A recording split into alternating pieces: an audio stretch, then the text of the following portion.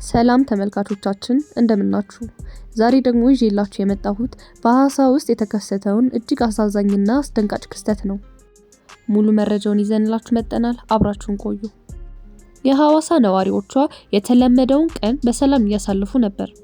ነገር ግን ትላንት ምሽት የተከሰተው ድንገተኛ ክስተት የከተማዋን ገጽታ ሙሉ በሙሉ ቀየረው። ሰማዩ በድንገት ጨለመ። ተፈጥሮ ቁጣዋን የገለጸችበት የአስፈሪ ቅጽበት።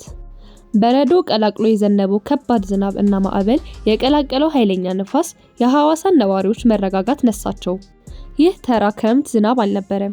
የሴከንዶች ማዕበል የብዙዎችን ሕይወትና ንብረት አደጋ ላይ የጣለ አስፈሪ ክስተት እንጂ። ንፋሱ ያረጁና ግርማ ሞገስ ያላቸውን ትልልቅ ዛፎችን ከስራቸው ነቅሎ ሲጥል፣ የኤሌክትሪክ ምሰሶዎችም ተገንጥለው ወድቀዋል። ከተማዋ በአንድ አፍታ በጨለማ ተዋጠች። ከሁሉም በላይ ግን ልብን የሚሰብር በዚህ ድንገተኛ አደጋ ምክንያት የአንድ ወገን ሕይወት ማለፍና በሰዎች ላይ ከባድ አደጋ ጉዳት መድረሱ ነው።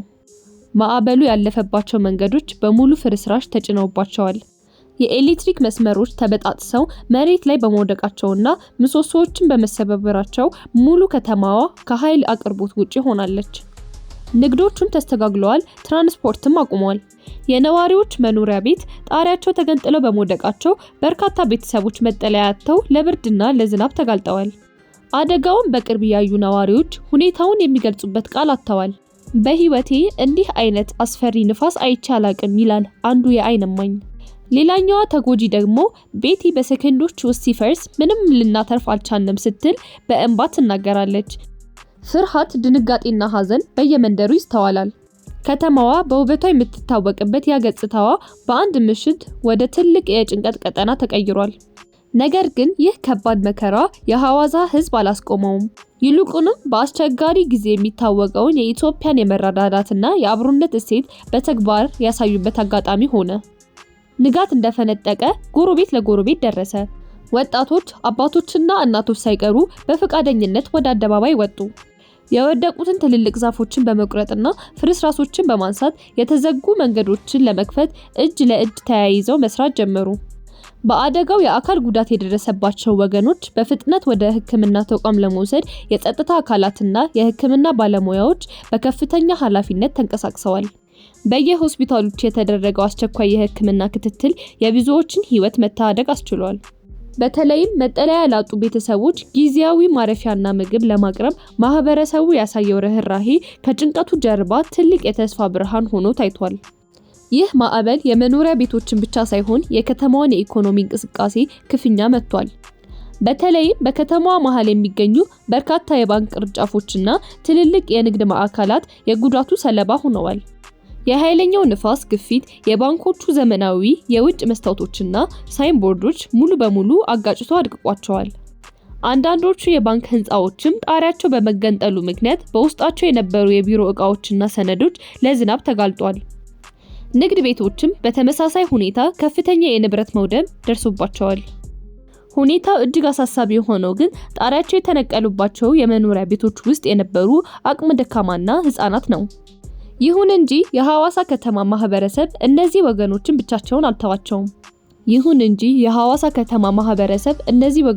ብቻቸውን አልተዋቸውም። መጠለያ ላጡ በርካታ ቤተሰቦች በአቅራቢያ የሚገኙ ትምህርት ቤቶች፣ አዳራሾችና የሃይማኖት ተቋማት በአስቸኳይ ተከፍተው ጊዜያዊ ማረፊያ እንዲሆኑ ተደርገዋል። ወጣቶችና በጎ አድራጊዎችም ባደረጉት ፈጣን ርብርብ ለተፈናቀሉ ወገኖች የሚሆን ትኩስ ምግብ፣ አልባሳትና ንጹህ የመጠጥ ውሃ በቦታው በማድረስ ክረምቱን ብርድና ስቃይ በጋራ እየተከላከሉ ይገኛሉ። ይህ ድንገተኛ ክስተት በተለዋዋጭ የአየር ንብረት ምክንያት የመጣ መሆኑን የሜትሮሎጂ ባለሙያዎች ይናገራሉ። የኢትዮጵያ ሜትሮሎጂ ኢንስቲትዩት ባወጣው አስቸኳይ መግለጫ በሐዋሳና በአካባቢዋ የሚታየው የዳመና ክምችት መሰል ከባድ ዝናብ፣ በረዶና ኃይለኛ ንፋስ በቀጣዮቹ ቀናትም ሊደጋገም እንደሚችል አስጠንቅቋል።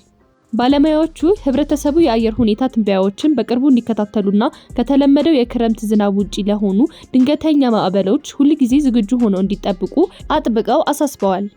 የከተማዋ ከፍተኛ ባለስልጣናትና ከንቲባዋ በቦታው ተገኝተው ጉዳቱን በቅርብ ተመልክተዋል። ህዝባችንን መልሶ ለማቋቋምና የፈረሱ መሰረተ ልማቶችን በፍጥነት ለመጠገን ሌትና ቀን እንሰራለን ሲሉ ቃል ገብተዋል። ህዝቡ ግን አሁንም በከፍተኛ ስጋት ውስጥ ነው ያለው።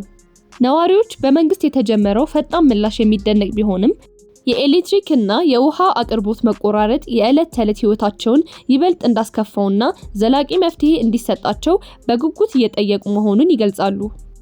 ከተማዋን ወደ ቀድሞ ህይወቷ ለመመለስ አሁን ትልቁ ፈተና የፈረሱ መሰረተ ልማቶችን በፍጥነት መጠገን ነው። በተለይም የኤሌክትሪክ ኃይል መቋረጥ በሆስፒታሎች፣ በውሃ ማከፋፈያ ጣቢያዎችና በደህንነት ስራዎች ላይ ከፍተኛ ጫና ፈጥሯል። ይህንን ለመቅረፍ የኢትዮጵያ ኤሌክትሪክ አገልግሎት የቴክኒክ ባለሙያዎችና ሰራተኞች ሌሊትና ቀን ሳይሉ በከፍተኛ ርብርብ ላይ ይገኛሉ። የወደቁትን ከባድ የኮንክሪት ምሰሶዎችን በማንሳትና የተበጠሱ ከፍተኛ ቮልቴጅ መስመሮችን በመቀጠል መብራትን በየደረጃው ለመመለስ የሰዓት ሩጫ እያደረጉ ነው።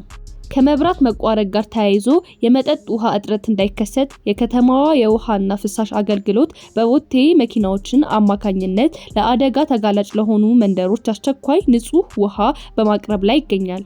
በሌላ በኩል በትላልቅ ማሽነሪዎች የታገዙ የጽዳትና የመንገድ ጥገና ሰራተኞች በዋና አደባባዮች ላይ የወደቁትን ግዙፍ ዛፎች በመቁረጥና ፍርስራሾችን በማንሳት የትራፊክ እንቅስቃሴ እንዲቀጥል እያደረጉ ነው። ይህ የተቀናጀ ርብርብ የሐዋሳን ህዝብ የመቋቋም አቅም በተግባር ያሳየ ነው።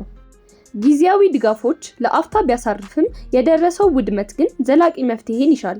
ቤታቸው ሙሉ በሙሉ የፈረሰባቸው ወገኖች፣ ንብረታቸው የወደመባቸው ነጋዴዎችና መጠለያ ያጡ ህፃናት ዛሬ የእኛን እጅ እየጠበቁ ነው።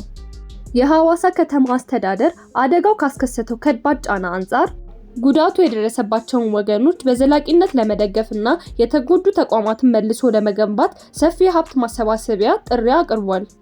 ይህም ጥሪ የመንግስት ብቻ ሳይሆን እያንዳንዱ ሰብአዊነት የሚሰማው ዜጋ ጥሪ ነው።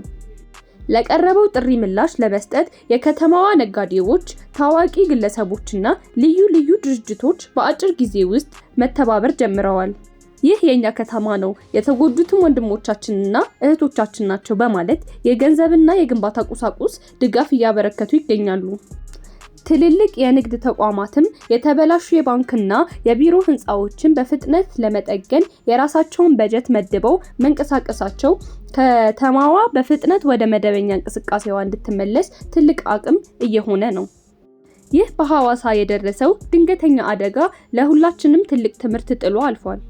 የአየር ንብረት መለዋወጥ የሚያስከትላቸውን አደጋዎች ለመቀነስ ከተማዋ ወደፊት የምታደርጋቸው ማንኛውም ግንባታዎች ላይ ጠንካራ ጥንቃቄ ማድረግ እንደሚገባ አሳይቷል። በአደባባዮች ላይ የሚተከሉ ትልልቅ ዛፎች አያያዝ፣ የኤሌክትሪክ ምሰሶዎች ጥንካሬ፣ የህንፃዎች ጣሪያ አወቃቀር ላይ ዘላቂ ማሻሻያ ማድረግ የግድ ይላል። ህብረተሰቡም በቀጣይ ቀናት ከባድ ንፋስ ሲነፍስ ከረጅም ዛፎችና ከኤሌክትሪክ መስመሮች ስር ከመጠለል እንዲቆጠሙ በድጋሚ ማሳሰቢያ ተላልፏል። ምንም እንኳን ተፈጥሮ ጥንካሬዋን ብታሳይም የሐዋሳ ህዝብ የአንድነትና የመቋቋም አቅም ግን ከዚህ በላይ ጠንካራ ሆኖ ተገኝቷል። አደጋው ያስከተለው ሀዘንና ስብራት በሂደት ይጠገናሉ። የፈረሱትን ቤቶች በጋራ ክንድ ዳግም ይገነባሉ። ሐዋሳ ዛሬም ውብ ናት።